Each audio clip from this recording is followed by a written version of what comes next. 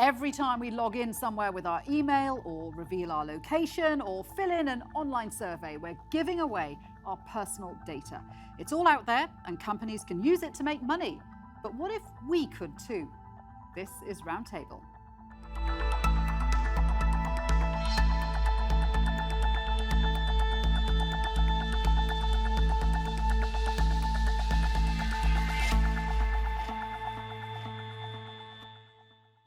Hello there, welcome to the programme. I'm Shuli Ghosh.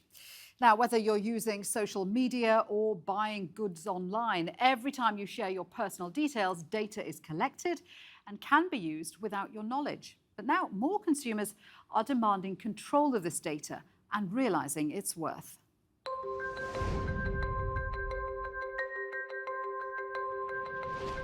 The amount of information about us that is available online is growing fast.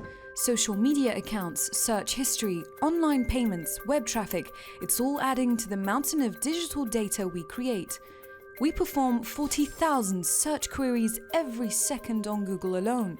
That's 1.2 trillion searches per year. Facebook estimates that every month an average of 2.8 billion people use at least one of its services, such as Facebook, WhatsApp, Instagram, or Messenger. But Facebook has been in trouble for giving paying clients intrusive access to users' personal data, effectively exempting business partners from its usual privacy rules. Privacy campaigners claim our data is valuable and we should have control over it, even sell it if we choose, instead of giving it away in return for using an app or browsing a website.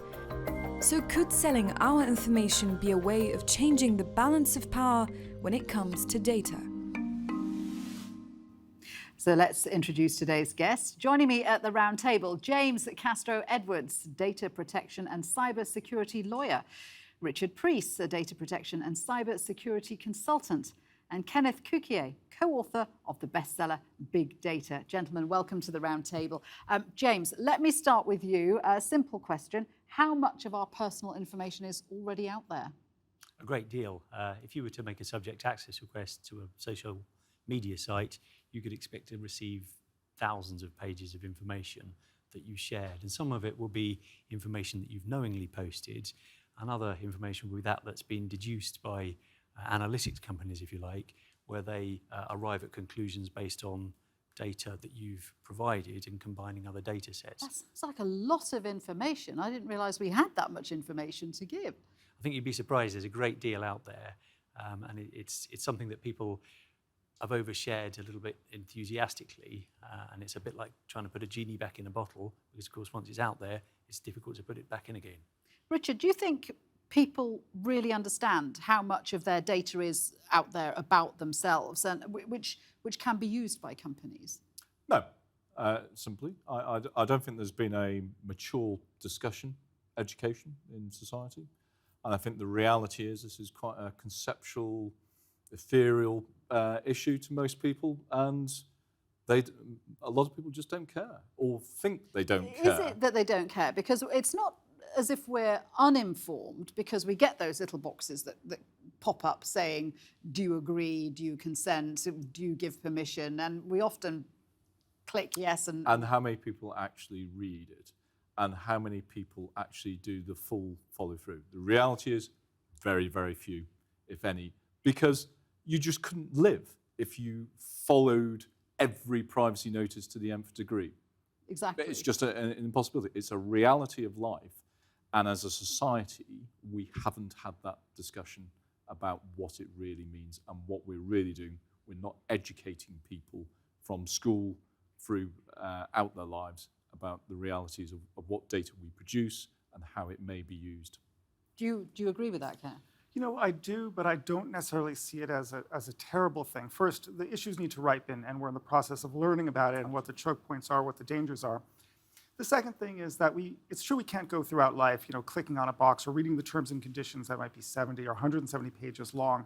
However, it's a backstop, and we can click on consent without reading the terms because we just know that there's a fairness involved, and we do have a legal redress if we need it. In the same way that if we go to a restaurant, we probably haven't read the national codes of sanitation for all of the restaurant industry, but we know that law is there as a backstop. Now, the interesting thing about European privacy laws is that it's sort of changed the nature of that backstop that's a little bit more consumer friendly, and as opposed to, say, in the United States, which is much more business friendly. But how do laws protect us if we've already given our data away? Just because the data's been given away doesn't mean it's been misused. Now, the company might be using it. They might be using it to optimize the service to make it more effective for you. That's what Amazon does. Amazon has never licensed its data to anyone else. They're simply using it to make a better product to have you buy more things from it. So let's talk about how valuable our data is. We know that companies, data analysis is a massive thing for businesses.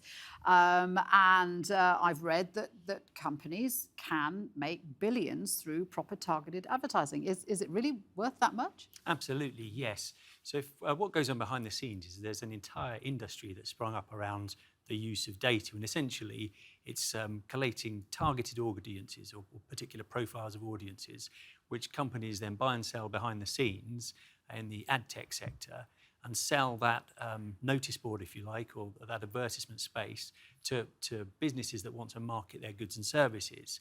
So far, so good. It's actually fiendishly complicated with a number of different players involved, a number of different data points from which the personal data is collected, and it's very complex and opaque, and in fact it's been referred to as surveillance marketing or hidden processing. Because so there's a lack of transparency? Absolutely. So much as it would be great to think that the laws are there to protect us from it, it's actually very complicated to even understand what's going on, let alone for individuals to exercise choice and control. So I would argue that very often it's not fair and it's not transparent, and in some cases it may not be lawful. But our data is a commodity, right? So our data has value. Our data has undoubted value, and the question is who values what aspect of that. And at the individual level, a lot of people will say, I've got nothing to hide, which is at one level perfectly reasonable, but at the other level starts implying that actually you have no agency. Because where it's of value to other organizations, to companies, is to target you and influence you to do certain actions, generally to buy something, but not necessarily. Elections and other things may be involved in that. And that starts bringing into question agency of the individual. Do I actually understand what I am doing and why I'm doing it? Or am I being manipulated in some way, some emotional stimulus to do something? Well, it's like some futuristic AI scenario. But if my data has value, then why can't I sell it? Why not cut out the middleman? Is that the next logical step? Yeah, good luck with that. So the reality is that it's going to be really hard to do. If you're able to do it, it's going to be add a huge transaction cost to all the processing that happens, both for benign reasons, beneficial, like selling things, beneficial reasons, like, say, improving healthcare systems, and nefarious reasons, like, politically targeting you so that you vote for one candidate versus another. But my information is mine. Why can't, if someone wants it, why don't they buy it off me? Is it yours? Sometimes it is, sometimes it isn't. So when you walk down the street, the image of your face, does that belong to you? It sort of does, but there used to be a law in the United States, this is now in the early 1900s, in which the likeness of a person was their quote-unquote property. It wasn't really an intellectual property right, but it was just about. And what happened was when Kodak cameras came around, where you could just point and click rather than having to stop and pose, which was the early photography in which it was the flash and the pan. Literally, it was like a portrait of a painting. Here, just to snap and click and then have the image, people lost the right to their face. And so as a right, and to their image, it was just impossible to collect those rights and to manage them. So the law had to change based on technology. And we're at a similar situation today because it's so easy to passively collect this data, who you are, either by facial recognition or simply by your gait, the way that you walk, soon by other metrics as well, that for you to have some sort of ownership interest in your data, which I think in some contexts makes sense, in other contexts would be very difficult to actually maintain if we wanted to. And I think this, sorry, I think this picks up at our understanding of privacy and our understanding of ownership of what is inherent to us is evolving because the context is changing. And we are at this inflection point where it's our greatest externality that we are generating massive amounts of data. Some of it for perfectly benign reasons. Some of it may be manipulated and used for more malicious reasons. But we have very little control of it. And so that's generated the Silicon Valley view of universal basic income, which picks up on the point of actually we are gaining a benefit for it, but we can't give it back directly to the individual. We need to give it back to society, and this is a mechanism to doing it. And it's very interesting. One of the Democrat candidates this year in the presidential elections, Andrew Yang, has overtly put this on his manifesto. I very much doubt he will become the next president of the United States. But the point is, it's now in the mainstream political thing. So not this year, not next year, but certainly within 10 years, it may become much more of an explicit issue. What do you think, James? Monetizing our own personal data? Well, I think a couple of things to bear in mind around this is firstly the nature of privacy. Fundamentally, it's a difficult concept to quantify. If someone was to ask you how much privacy do you want, it's very difficult to answer that. But you certainly know when your privacy has been infringed. And in some cases, individuals will freely give their privacy rights away in order to access goods or services, access to a website or a social media site. So when we log on to a website with our Facebook login, for example, we're giving away information. Or if you log on to a fitness app, rather than paying for it, you can have the free version on the basis that you give away certain information about yourself. So inherently, we're used to entering into that transaction. And I guess in answer to an earlier question about monetizing your data, it's actually in the form of micropayments, because your data alone is not worth a great deal in itself, with no disrespect, but it's once it's aggregated with data of a million people. They want mass data. Mass data. When a marketer wants to speak to an audience of millions of people who might be interested in buying their product or services, then that mass of data, that's when it has a big value. I mean, there are companies that have been set up who say we can get back ownership of our personal information. Wibson, Datum, Citizen Me. I'm not quite sure how they work. But absolutely, yeah. The fact that we have to look, at the fine print of what those companies are, and we can't rattle them off like Facebook, Google, and Amazon suggests these companies are really small. They're not catching on. Startups. Yeah, they are startups, and they're probably going to stay that way. And the reason why is that they're going to stay small. The reason why is for exactly the reason that James pointed out. The data is valuable when it's aggregated.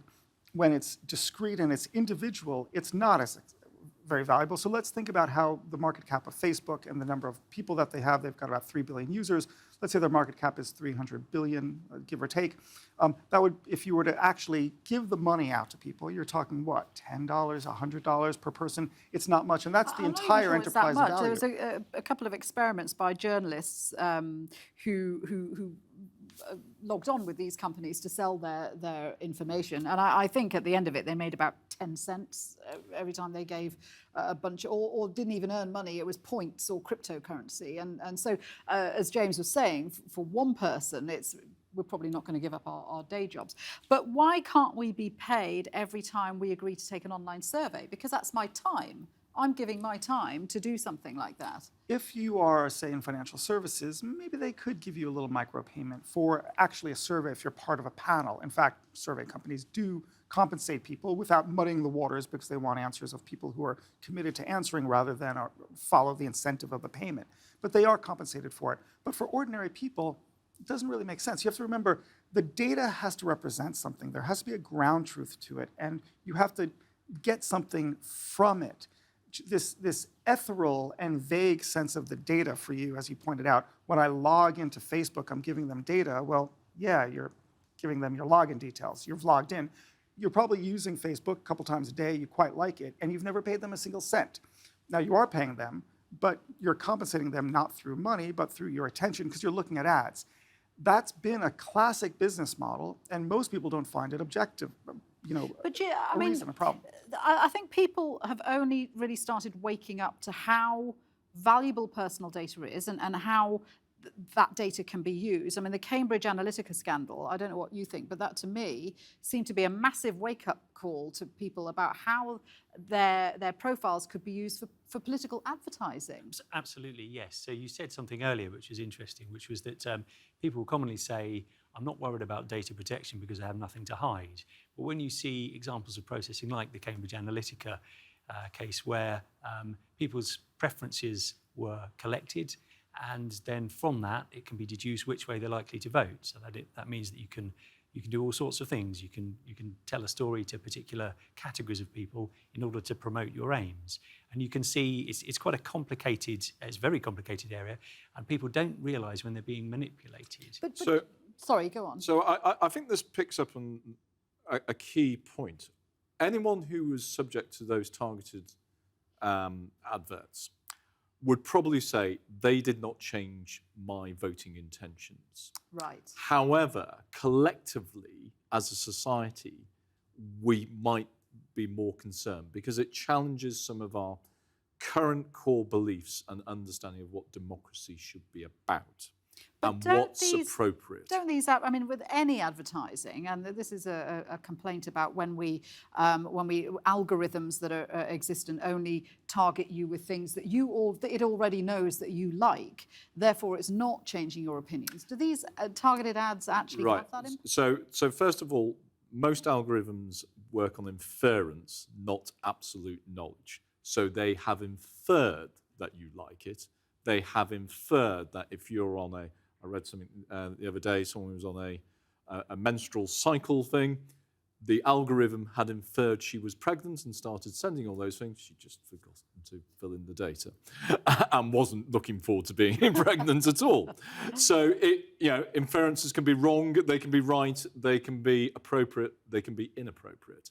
And it's really complicated. And it's about having some sensible principles that we can apply to context to ensure that things are appropriate and people aren't going beyond what society considers an appropriate boundary. See, the Cambridge Analytica, I think that the problem was that it was collected secretly. So people may not have had a problem with their data being used in a particular, but there was no transparency.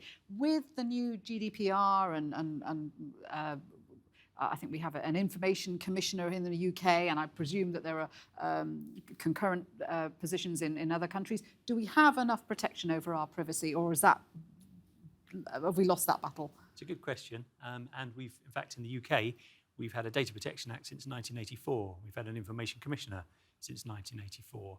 We then, in 1998, we had a new Data Protection Act, and then in 2018, we had the General Data Protection Regulation, the GDPR, and the Data Protection Act 2018. So it's been around for a long time, and it's become more and more stringent as the value and the potential risks around personal data have become more apparent. So in the run-up to the GDPR, I should think you may well have received an email saying, please tick the box to say that we can keep in touch, and all sorts of things like that. I know I certainly received hundreds. I mean, the problem with that is half the time you can't get onto a site that you want to get onto unless you click consent. And if you don't consent, you can't see the website. Therefore, now you're hitting at the issue.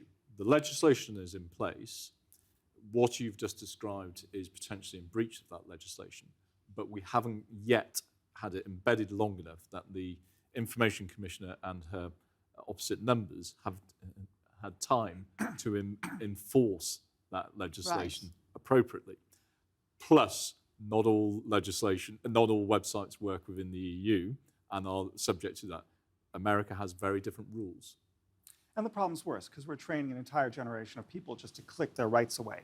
And that's worse, right? So is the regulation actually meaningful? Have we had any enforcement of it? Enforcement that is pro-consumer? We haven't seen that yet. The point of Cambridge Analytica, though, is a vital one because these are inferences, as Richard pointed out. But it's because what Cambridge Analytica was doing was they weren't actually going en masse. They were very good at it. They mostly were sort of praising themselves unjustly because they weren't that good. However, where they were good, where the model worked, was in identifying people who were on the borderline of being persuadable.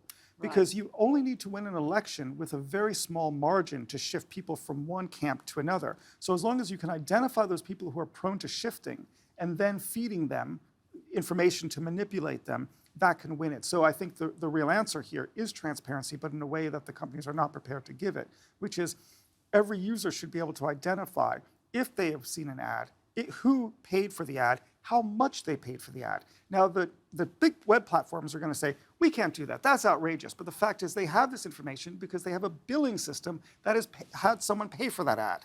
So it is absolutely something that they can do. It's something that they must do. is there going to be more investment by companies and businesses into collecting this data? There's no turning the clock back. Big data is the way to go. And it should be, because big data is an incredibly powerful tool to optimize all aspects of society, from climate change to healthcare to finding new ways to sell people things, which is a good in itself. There's nothing shameful about it. That's how the world works. So we should use empirical evidence of the world to improve the world, and that's what we do with data. Does that mean privacy is now a thing of the past? In some ways, we have to understand we're in a new world, so we need to redesign our rules for that. We're trying to do that in the commercial sphere. The problem with the privacy regulations is that it treats everyone as a consumer, not as a citizen and not as an individual. Where we should really focus our attention is not just with consumers, but with state surveillance and facial recognition. That is really the troubling aspect of it, because those of us who live in democracies, we can feel relatively secure that we have the rule of law, although we know from the Snowden disclosures that's very fragile and imperfect. But in non-democracies or embryonic democracies, fragile democracies, we could say Russia, we could say certainly China, it's a non-democracy. Turkey would be a fragile democracy. Hungary, America maybe, because it's really being tested.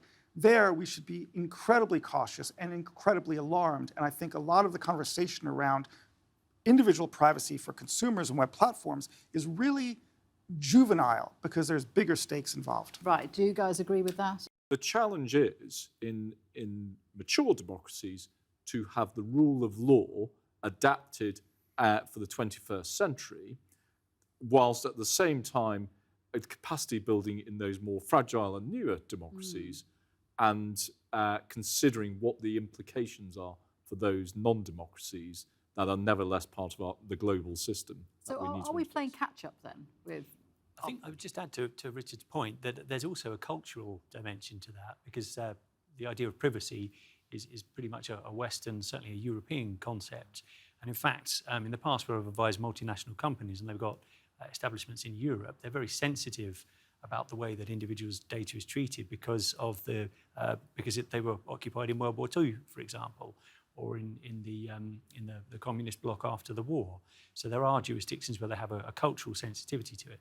To some extent in the UK, we weren't occupied during the war, and it's less of an issue. So I think over that, you would need to, in terms of when you're developing a privacy model, you need to take into account the cultural sensibilities around that as well. But isn't it too late for most of us in the sense that our privacy, our information is already out there, so we can't claw it back, can we? I can't bring back my information from cyberspace. No, and I think we're at something of a turning point. So if you looked at, for example, in this country in the 1970s, before health and safety legislation, you sort of used your common sense, but there wasn't a legal obligation.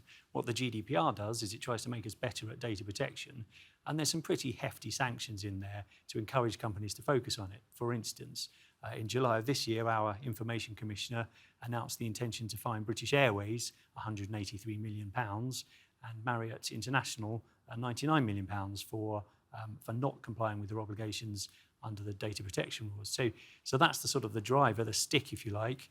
There's also the carrot, in the sense that some businesses that we deal with see the opportunity around data protection, and by being good corporate citizens, they will use data protection as a positive differentiator, so that businesses or clients buy their services as opposed to those of other people, because they are reputable for the way that they treat personal data and comply with privacy laws. And I think there's an issue there. We are living through a disruptive period in history. A lot of things are changing and being challenged. One of those is the concept of what capitalism itself is all about. And we are moving much more to a stakeholder form of capitalism, companies with purpose that's beyond the bottom line. Much of that is linked to environmental protections, but actually much is also linked to being ethical in the way we handle personal data and other aspects. So that collective action is probably being driven by some forward-leaning commercial companies, some elements of government, and some elements of civil society as a whole. Kenneth, do you think that online companies can rebuild trust with consumers? Well, I think many are in the process of doing that. So An example I'll go back to is Amazon, which doesn't license its data. I think a lot of the problem of the platforms is really a Facebook problem, not a platform problem. Mainly because although accidents happen and you learn by making a mistake and then rebounding from it, they've found themselves to be incredibly inept at their responsibilities. But I think that regulation will tide that over where Mark Zuckerberg doesn't have the wherewithal to figure that out for himself. More broadly, though, across the world, I do see the use of data like climate change and being a good corporate citizen as being a differentiator and a way that people can actually have outperformance and show that they can do good by being good. We're already seeing that in terms of how people are treating data. Gentlemen, thank you very much indeed for joining me today. A really interesting discussion. Good to have you with us. Thank you. And remember, you can see more discussion and debate on our YouTube channel. Just search for TRT World Roundtable. For now, from me and all the team here, bye for now.